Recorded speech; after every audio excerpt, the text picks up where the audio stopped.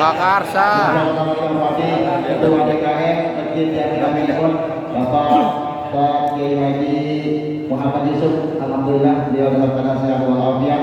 Sama-sama kita hormati para asal lainnya Bapak Ustaz Haji Muhammad Saiful Sadiri, Bapak Ustaz Haji Musidin, Bapak Ustaz Mulyadi, Bapak Ustaz Abdul Razak, dan juga para tokoh masyarakat, di antaranya Bapak Ustaz Abdul Munir, Ketua Kuliah Subuh Sabtu Kelurahan Kebagusan. Alhamdulillah beliau juga selalu hadir. Dan sama-sama bersama juga Bapak Ustaz Haji Yusuf Asmawi dan anak kita yang paling tua satu-satunya yang awet itu Bapak Ustaz Haji Tabroni sebagai penasehat dan pembina taklim Jumat Subuh, Bapak Ustaz Haji Nurjana Gaos, Bapak Ustaz Haji satu lagi ya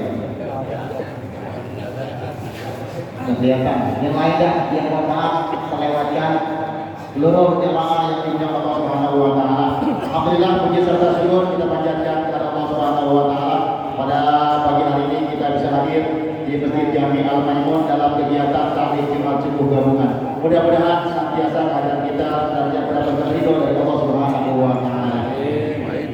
Ya, pada pagi hari ini kita memang cukup singkat waktunya masih dalam keadaan kita subuhnya agak siang, hampir jam 4:30. Maka dari itu langsung saja mari sama-sama kita awali acara kita ini dengan membaca surat Al-Fatihah. Semoga apa yang kita lakukan senantiasa mendapatkan keberkahan dari Allah Subhanahu wa taala. Ya hadini ya wa ala kulli niyatin salihah wa la hadin al-Fatihah. A'udzubillahi minasyaitonir rajim. Bismillahirrahmanirrahim. Alhamdulillahirabbil alamin arrahmanir rahim maliki yaumiddin. Iyyaka na'budu wa iyyaka nasta'in ihdinas siratal mustaqim siratal ladzina an'amta 'alaihim ghairil maghdubi 'alaihim waladdallin. Maaf, Haji Muhammad Kami lupa ingat namanya. Mari sama-sama kita ikuti kajian kita pada pagi hari ini yang disampaikan oleh Bapak Kiai Hasan Fahmi, diawali dengan membaca salawat syukur oleh kepada beliau. Kami persilakan. Sallallahu alaihi Muhammad.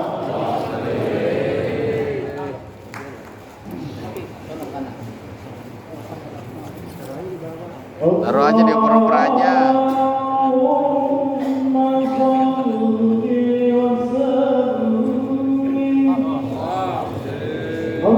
Dioper-oper aja.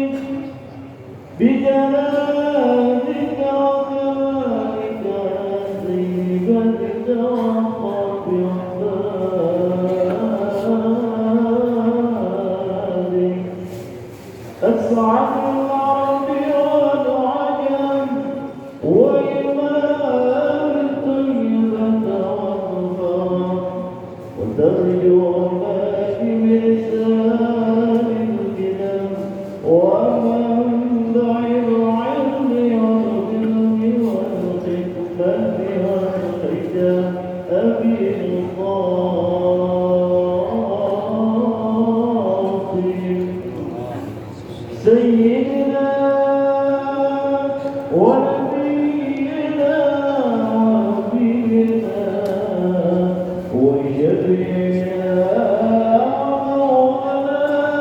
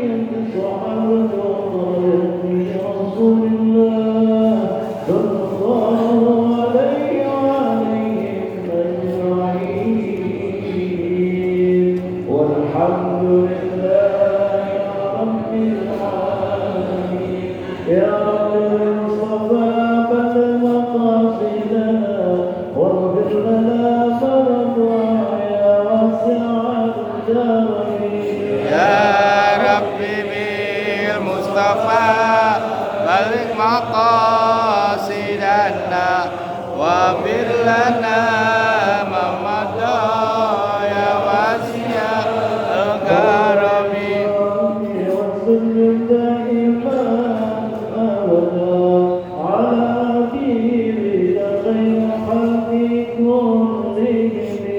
ya rabbi bil mustafa balik maqasidana waghfir lana ma madha ya wasi'al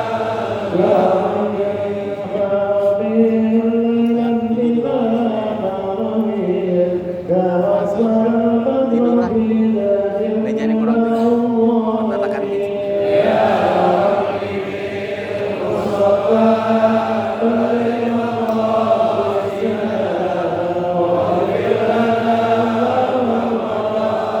Ya wasi'al karami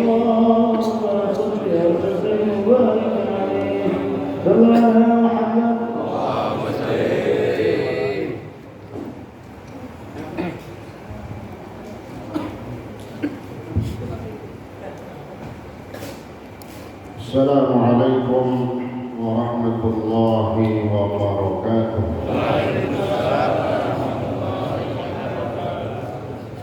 Mari kita baca surah Al-Fatihah. Kita hadiahkan kepada seluruh guru kita, orang tua kita, keluarga kita, sanak famili kita, juga para jamaah kita yang telah berpulang ke rahmatullah, khususnya yang telah mewakafkan masjid ini dan para donatur yang telah dipanggil oleh Allah Subhanahu wa taala agar Allah senantiasa mencurahkan rahmat dan maghfirah-Nya. Umur mereka semua Allah jadikan Allah di al-jannah, dan keluarga kita, jamaah kita yang saat ini dalam keadaan kurang sehat agar Allah angkat penyakitnya dan diberikan kesembuhan yang sempurna. Juga kita yang hadir pada pagi hari yang barakah ini senantiasa Allah berikan taufik dan hidayahnya, menjaga kesehatan kita, Allah berikan keberkahan di dalam hidup kita. Ala hadhihi niyyah wa khususan li muallif hadha al-kitab wa ala ma wassalahu as-salih wa ila hadratin nabiyyil mustafa rasulillah Muhammadin sallallahu alaihi wasallam. Al-Fatihah. بسم الله الرحمن الرحيم الحمد لله رب العالمين الرحمن الرحيم مالك يوم الدين إياك نعبد وإياك نستعين اهدنا الصراط المستقيم صراط الذين أنعمت عليهم غير المغضوب عليهم ولا الضالين. Fatihah sekali lagi khusus untuk niat kesembuhan daripada istri Bapak Heri Nasib yang kemarin masuk lagi rumah sakit dengan Fatihah ini. Mukjizat dari Fatihah ini, beliau Ibu Hajah Saniyatul binti Mukjizat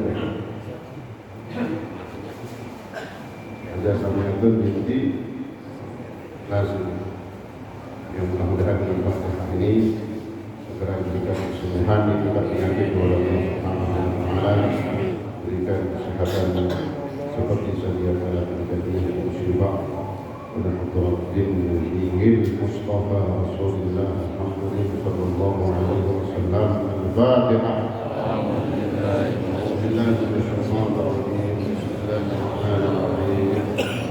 Alhamdulillahirabbil alamin. الرحمن الرحيم مالك يوم الدين إياك نعبد وإياك نستعين اهدنا الصراط المستقيم صراط الذين أنعمت عليهم غير المغضوب عليهم ولا الضالين.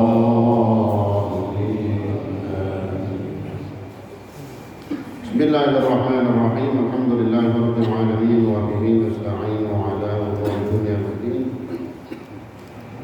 والصلاة والسلام على أشرف الأنبياء والمرسلين سيدنا محمد وعلى آله وصحبه أجمعين. أما بعد، سبحانك لا علم لنا إلا ما علمتنا إنك أنت العليم الحكيم. رب اشرح لي صدري ويسر لي أمري واحلل عقدة من لساني يفقهوا قولي وقل رب زدني علما آمين. Yang saya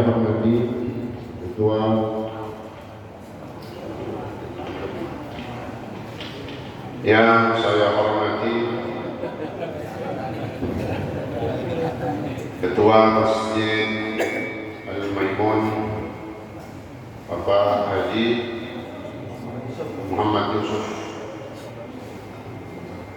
dan Rabbani dan segenap pengurus yang lainnya, juga yang saya hormati para asatidah, antaranya Ustaz Amir Mahmud, Ustaz Kiai Sulaiman Rahimi, Ustaz Kiai Madu Hussein, Ustaz Rabbani, Ustaz Mursyidin, Ustaz Zayadi, Ustaz Muhammad Syafiri, dan para asatid yang lain, juga yang saya hormati para orang tua kita, para sesepuh, serta para tokoh masyarakat, di antaranya Bapak Haji Warnoto, Bapak Haji Nurjana Gaus, Bapak Haji Yusuf Asmawi, Bapak Haji Tobrani, dan banyak dari para orang tua kita yang lainnya. Juga yang saya hormati para hujjaj hadirin, bapak-bapak sekalian, juga hadirat ibu-ibu seluruhnya yang insyaallah dimuliakan Allah Subhanahu wa taala. Alhamdulillah wa syukurillah pada pagi hari yang barakah ini atas izin dari Allah Subhanahu wa taala sehingga kita dapat kembali duduk dalam satu majelis yang paling mulia, majelisul ilmi, dengan harapan dan keyakinan bahwa duduknya kita di majelis ilmu ini mendapatkan pahala-pahala yang terbesar di sisi Allah Subhanahu wa taala. Amin ya rabbal alamin. Dan cukup ya. Jangan tambahin lagi.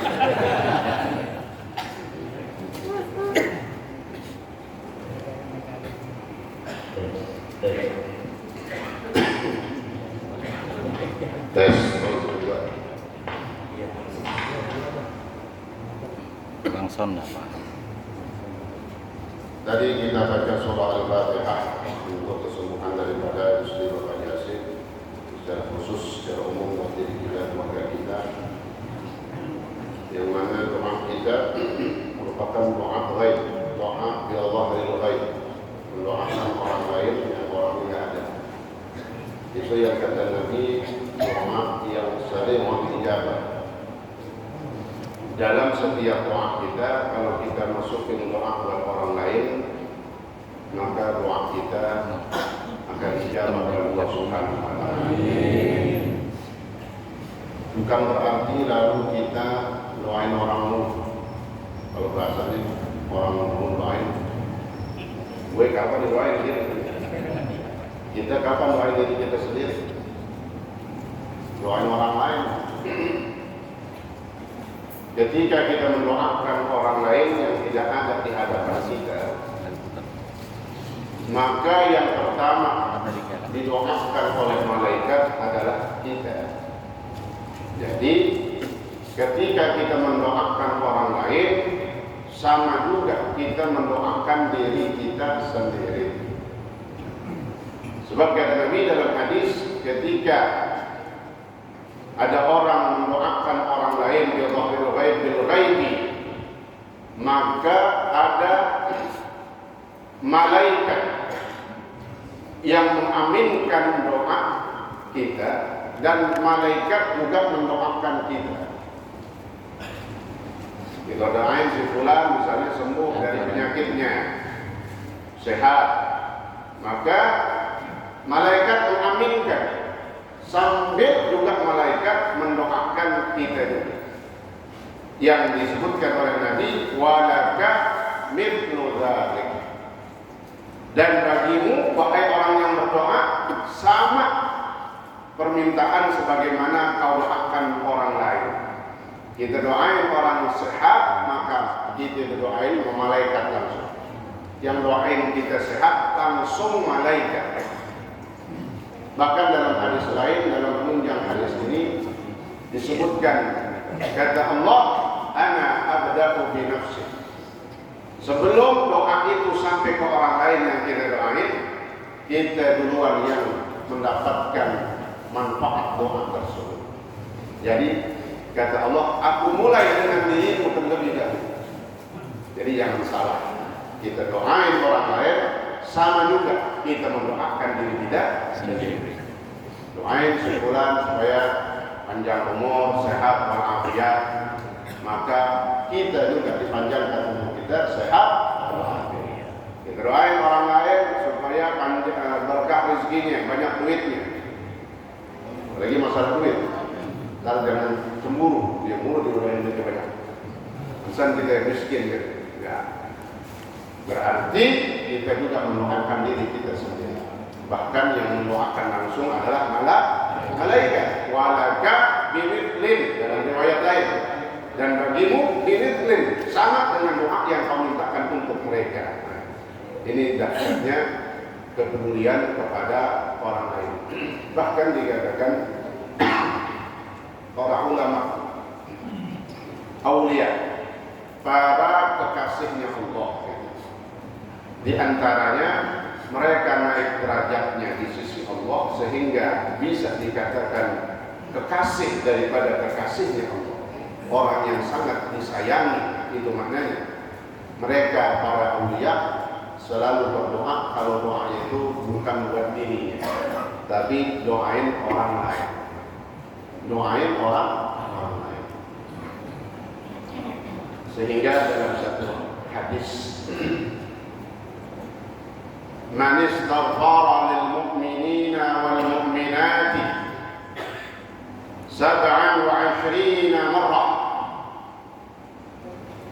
Siapa yang setiap hari membaca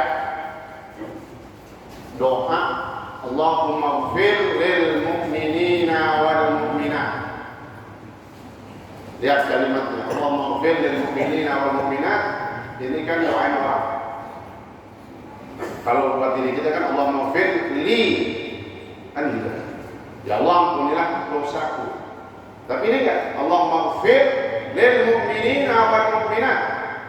Ya Allah ampunilah dosa orang-orang mukminin dan mukminat, yang laki dan yang perempuan. Ini doa untuk orang lain. Siapa yang baca ini setiap hari 27 kali, maka dia akan mendapatkan rezeki yang barokah. Jadi doa itu banyak. Doa untuk mendapatkan rezeki banyak. Ini diantaranya. Dan orang lain pun akan mendapatkan rezeki karena sebab doa kita. Orang lain dapat rezeki karena sebab doa kita. Udah pasti kita yang doain rezekinya lebih banyak. Tiap hari baca berapa kali? Allahumma ighfir lil mu'minina wal mu'minat 27 kali. Maka kita baca hari ini untuk mengamalkan. Seterusnya silakan yang baca sambil jalan, naik motor, sambil jalan kaki, sambil muter-muter di taman miring. Allahumma ighfir lil mu'minina wal mu'minat. Ya, kita baca 27 kali. Bismillahirrahmanirrahim. Allahumma ighfir lil mu'minina wal mu'minat. Allahumma ighfir lil mu'minina wal mu'minat. Allahumma ighfir lil mu'minina wal mu'minat. Allahumma ighfir lil mu'minina wal mu'minat. Allahumma ighfir lil mu'minina wal mu'minat. Allahumma ighfir lil mu'minina wal mu'minat. Allahumma ighfir lil mu'minina wal mu'minat. Allahumma ighfir lil mu'minina wal mu'minat. Allahumma ighfir lil mu'minina wal mu'minat. Allahumma ighfir lil mu'minina wal mu'minat. Allahumma ighfir lil mu'minina wal mu'minat. Allahumma ighfir lil mu'minina wal mu'minat. Allahumma ighfir lil mu'minina wal mu'minat. Allahumma ighfir lil mu'minina wal mu'minat. Allahumma ighfir lil mu'minina wal mu'minat. Allahumma ighfir lil mu'minina wal mu'minat. Allahumma ighfir lil mu'minina wal mu'minat.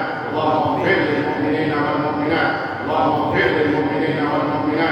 Allahumma ighfir lil mu'minina wal mu'minat. Allahumma ighfir lil mu'minina wal mu'minat. Allahumma ighfir lil mu'minina wal mu'minat. Allahumma ighfir lil mu'minina wal mu'minat. Allahumma ighfir lil mu'minina wal mu'minat. Allahumma ighfir lil mu'minina wal mu'minat. Allahumma والمؤمنات اللهم اغفر للمؤمنين والمؤمنات. Kabul. Mari kita lanjutkan pelajaran kita dalam kitab Risalatul Mu'awanah halaman 25 yang tengah. Bismillahirrahmanirrahim. Qala Syekhul Mu'allif rahimahullah ta'ala bihi wa adama an-naf'a bihi wa bi hulumihi wa bi asrarihi fi darain amin. Halaman 1. فإياك يا أخي أن تستر شيئا لو ظهر للناس كنت تستحي من ظهوره حياة ينشأ من خوف الاستقراح. قال بعض العارفين لا يكون الصوفي صوفيا حتى يكون بحيث لو كيف بجميع ما في باطنه على طبق الصوف ما استحيا من ظهوره شيء منه إلى آخره والله تعالى أعلم بالصواب. Hadirin hadirat sekalian, masih dalam pasal yang menjelaskan tentang pentingnya mendahulukan bagusnya hati, memperbagus dan memperbaiki hati dalam kita daripada zahir. Maka kalau berbicara zahir batin, ada ilmu yang namanya ilmu zahir, ada juga yang namanya ilmu batin. Ilmu zahir itu yang dikatakan ilmu syariah yang berbicara tentang fikih misalnya, itu namanya zahir. Karena untuk ibadah kita, zahir kita, bagaimana cara sholat kita, berwudu kita, bersuci kita, kemudian cara kita melaksanakan ibadah haji, cara kita melaksanakan ibadah umrah.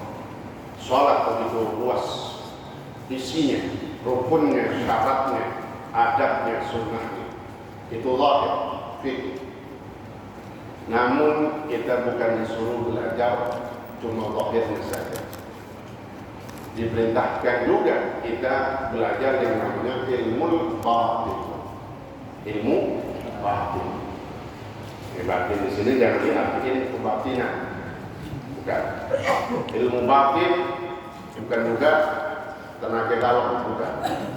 Ya. Ilmu batin di sini maknanya ilmu yang mengatur dan mengajarkan hati kita. Batin.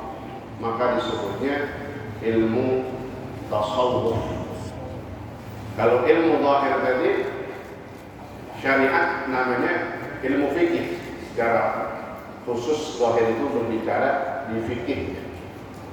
Jadi kita bukan cuma berbicara mengamalkan juga ilmu fikih saja, tapi juga tasawuf. Tasawuf banyak dalam kitab karangan para ulama. Ada yang paling tinggi itu kitab tasawuf Imam Ghazali, itulah yang masyhur dan terkenal, kitab Ihya Ulumuddin. Ada kitab tasawuf beliau yang paling dasar, itulah kitab Bidayatul Hidayah yang kita baca setiap hari di Masjid Al-Hikmah. Sebab kata ulama, man yabghan nihayah fa alaihi al-bidayah. Siapa yang ingin nihayah, apa nihayah? Sampai pada puncak. Perjalanannya selamat sampai tujuan, sampai di puncaknya, selamat dunia akhirat. Wa alaihi al-bidayah. Maka hendaklah dia memulai dari permulaan. Siapa ingin nihayah puncak, maka mulai dari permulaan. Betul? Semua penuh. Kita pengen kemari dari Masjid Al-Maimun dari Ciganjur kaki 2. Apa bisa kemari langsung? Nggak pakai jalan. Kita mulai nampak kaki, langkah pertama, kedua, ketiga, dan seterusnya. Sampailah proses semuanya sebenarnya seperti itu. Maka kalau kita lihat orang tasawuf bukan tinggi, proses itu sama kayak kehidupan kita. Kita melangkah kemarin bisa sampai di sini, melangkah dulu dari langkah pertama. Semua begitu. Bangun bangunan rumah, tak sekolah rumah aja. Apa bangun langsung atapnya, gentengnya, tapi kita bangun dasarnya dulu. Fondasi. Fondasi. Begitulah gambaran orang belajar tasawuf, begitu juga. Maka tadi kitab Imam Ghazali yang namanya kitab Bidayatul Hidayah, itu kitab dasar. Jadi maknanya apa? Jangan bangga dia belajar kitab Ihya Ulumuddin, namun kitab Hidayah dia nggak tahu barang ini. Itu sama juga, dia bangun rumah gentengnya duluan, fondasinya gagah, tiangnya juga gagah, apa jadi rubuh, ambruk, agak lama, nggak mengakar dalam diri, nggak menjadi ciri khas keseharian. Kenapa? Cuma gaya-gaya itu maka penting kita mendasari ilmu tasawuf dengan ilmu yang dasar. Lalu pertanyaannya, apakah penting kita belajar bagi tingkatan orang awam ini tasawuf? Harus.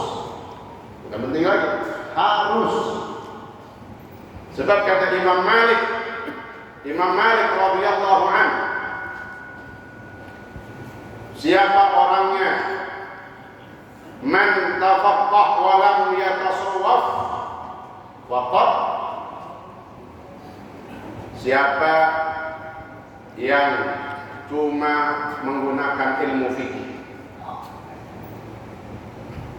tapi tidak pakai ilmu tasawuf, faqad tafassaq, maka sungguh orang itu telah berbuat fasik. Fikih doang nggak pakai tasawuf, fikih doang nggak pakai tasawuf, fasik. Contohnya fikih, arti sholat dalam fikih ada aqwalun wa af'alun muftatahatun bil takbir wa muftatamatun bil tasbih. Fikih sholat itu apa ya dalam fikih?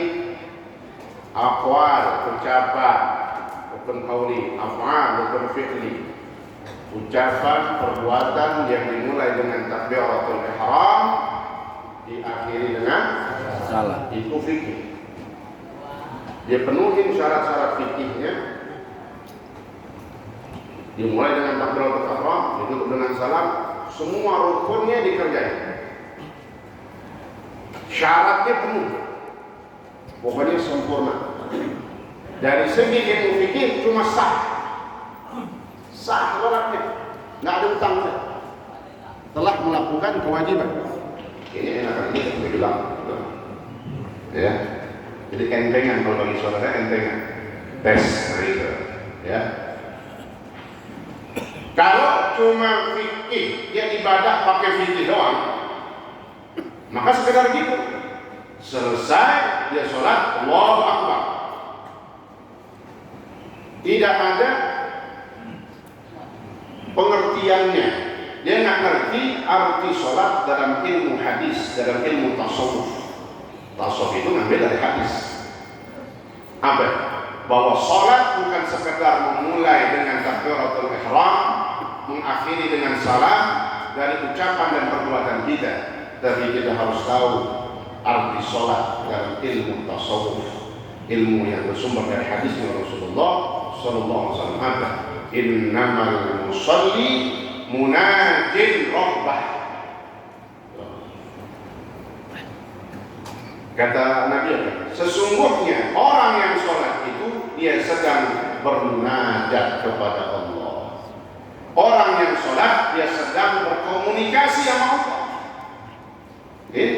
Jadi digabung fikih sama tasawuf. Dia sholat dalam ilmu fikih dengan pakai standarnya itu, semuanya dia kerjain, dia penuhin syaratnya, tapi dia juga harus tahu bahwa dia sholat. Apa arti sholat? Bahwa sholat adalah komunikasi kita dengan Allah. Sehingga orang kalau memahami ini, lagi sholat nggak bakal. Yang pertama, matanya larak lirik. Dalam sholat nggak berani tangannya bergerak. Kenapa? Jadi ibadah fikih amal tasawuf. Hatta hati gatal, kalau kata orang Jawa hati, meskipun gatal dia tahan gitu. Kenapa? Lagi ngomong sama Allah, masa berani garuk-garuk? Dan ibadah pakai tasawuf. Coba bayangin, fikih aja, nggak pakai tasawuf. Dia nggak ngerti itu sholat, bahwasanya kata Nabi, orang yang sholat adalah sedang komunikasi bermunajat kepada Allah, lagi disikat sama Allah, berduaan. Nggak pakai itu, cuma pakai fikih doang. Allahu Akbar, garuk solusi. Apalagi tangannya ke bawah, nggak tahunya di bawah, bodek aja di situ. Lagi sholat, garuk-garuk, garuk belakang, garuk depan. Ada ya? Bukan malam ya. Lagi sholat, jatuh pengen-pengennya bagian bawah. Kira-kira kalau ngerti sholat cuma fikih doang, bang lagi mau sama semua, emang ada yang lihat aku garuk tengah-tengah. Paham nggak? Coba itu. Lihat di hadapan Allah. Allah di hadapan Allah. Jangan di hadapan Allah. Sama orang yang kita hormatin, orang yang kita taklim kepada dia, guru misalnya. Kita lagi ngomong depan guru kita, lagi ngobrol dengan guru, digaruk-garukkan. Apa gitu? Sopan nggak? Enggak. Itu manusia. Makanya penting fikih dengan tasawuf. Jadi ketika berbicara tasawuf, bukan tingkatan tinggi, Pak. Ya, ada tingkat tasawuf harus bawah, belajar dari bawah. Jangan menghayal tadi, justru kita tinggi-tinggi. Salah, kita bawah dulu. Jadi tasawuf semuanya juga mengambil dari hadis Rasulullah SAW. Apa secara mana tasawuf itu kan menata hati, bersih, sofa ya sufu. Tasawuf tadi menata hatinya. Lagi sholat bagaimana hatinya kepada Allah. Kalau hatinya udah full konsentrasi kepada Allah, karena dia tahu arahannya dalam hadis Nabi, orang yang sholat itu sedang bermunajat kepada Allah, maka akan insya Allah tumbuh kekhusyuannya. Nggak banyak khusyuknya, mungkin dikit-dikit normal lagi, khusyuk lagi, dikit-dikit khusyuk lagi. Itulah pentingnya orang beribadah dalam ilmu fikih. Dia juga harus bertasawuf. Berkata Imam Malik, orang yang cuma pakai ilmu fikih doang fasik. Contohnya tadi itu, sholat muak mulu, nangak mulu mulutnya. Dia lagi ngomong sama Allah. Wah, lagi ngomong sama Allah, lagi bicara sama Allah, lagi komunikasi. Ini wajahku wajhiyah ila dia wa ala umani. Apa kangen? Garuk, ngangak, dan macam-macam. Lihat. Pantas kata Imam Malik, siapa yang cuma pakai fikih doang, fasik dia. Apa fasik? Merusak sholatnya, menyimpang. Paham ya kira-kira? Orang cuma ibadah doang tanpa ilmu tasawuf, dari man tafaqqah wa lam yatasawwaf faqad tafassaq, fasik. Apa fasik? Keluar jalur, maksiat dia, menyimpang, nggak sopan bahasa kita, nggak sopan. Sholat cuma pakai arti dalam fikih. Sebaliknya, wa man tasawwaf wa lam yatafaqqah faqad tazandaq. Dan siapa yang cuma pakai ilmu tasawuf doang, tanpa ilmu zahir, tanpa ilmu fikih. Tasawuf kan batin, ngomongnya hati doang. Kayak kemarin kata Imam Haddad, ya bahasanya udah tinggi banget, hati. Gue sih di sini doang, tempatnya di pancingan, hati gue di Ka'bah. Belagu banget. Gue di sini doang di pancingan, hati gue mah di Ka'bah. Ka'bah Abraham, Abu Jahal depan Ka'bah dulu kan? Ka'bah yang mana? Orang yang mana itu? Sampai masuk Abu Jahal. Lihat, ya. Jadi penting. Harus jadi yang bagus di mana? Yang terakhir kata Imam Malik, wa man tafaqqah wa tasawwaf faqad ahaqqa. Itu tadi. Contoh gambaran ini paling gampang, sholat dia tahu arti sholat secara fikih, dia juga tahu makna sholat dalam hadis Rasulullah SAW. Apa tadi pengertian sholat dalam hadis tadi? Orang yang sholat itu sedang bermunajat, berbisik, jadi pakai etika adab. Faqad tahaqqaq, maka sungguh orang itu telah benar-benar melakukan apa yang diharapkan oleh Allah dan Rasulullah SAW. Tahqiq benar, itu yang benar. Pakai fikih, amal tasawuf. Jadi jangan templang, tahu templang? Ya, pakai sendal, templang. Yang itu lain templang. Ya. Fikih dan tasawuf. Jangan fikih doang, tasawuf ditinggalkan. Ya. Juga jangan tasawuf aja, lalu nggak pakai fikih. Harus dua. Dan ketahui tadi tasawuf harus ada dasarnya. Mana dasarnya? Kitab Bidayatul Hidayah. Lihatin kalau ikut kajiannya, emang tinggi, nggak ada. Ingat ya tentang istinja, tentang bagaimana cebok, itu. Jadi nggak jauh. Tasawuf itu juga hampir dan semuanya sama sebenarnya, nyambung dengan ilmu zahir. Lalu bukan berarti tasawuf itu cuma hati doang. Oh, bersihin jauh Pak, susah kita bersihin hati dari sifat sombong. Full habis nggak bisa. Bersihin hati kita dari sifat kadang-kadang bangga, jauh nggak bisa. Dimulai dari mana perangkatnya? Dari zahir bro. Bersihin apa yang harus kita bersihin dari zahir kita. Lihatin. Kitab Bidayatul Hidayah. Jadi yang harus kita pahami, tasawuf itu adalah juga merupakan bagian yang harus kita punya dalam cara ibadah kita. Contohnya sholat tadi dan hal-hal yang lainnya. Kira-kira paham Pak? Insya Allah. Paham aja dah, biar cepat semangat. Kenapa nih? Ya, ini memang agak jauh kita marahnya. Alhamdulillah. Jadi insya Allah kalau kita nanti di hari kiamat ada tempat-tempat kebaikan yang akan menjadi saksi gitu. Ya, bukan dijadakan satu doang sebelah sono, tapi sebelah sini juga kebagusan kita sujud di sini. Kita sholat sunnah, kita sholat wajib. Ini kalau kagak ada acara begini, nggak bakal masuk kita kemarin. Betul nggak? Lewatin doang tiap hari. Ya, kita buru-buru, kita nggak tahu juga siapa pengurusnya, tapi alhamdulillah dengan adanya pengajian Jumat subuh, silaturahmi nyambung, kemudian menambah masyahid, tempat-tempat persaksian yang akan nanti bersaksi di hadapan Allah Subhanahu wa Ta'ala. Jadi kenapa saya sampaikan seperti itu? Kalau ada pengajian di mana aja, makanya datang. Biar kita jauh, datang. Karena itu bagian dari tempat persaksian kita nanti. Ya, insya Allah. Di Anjar datang nggak?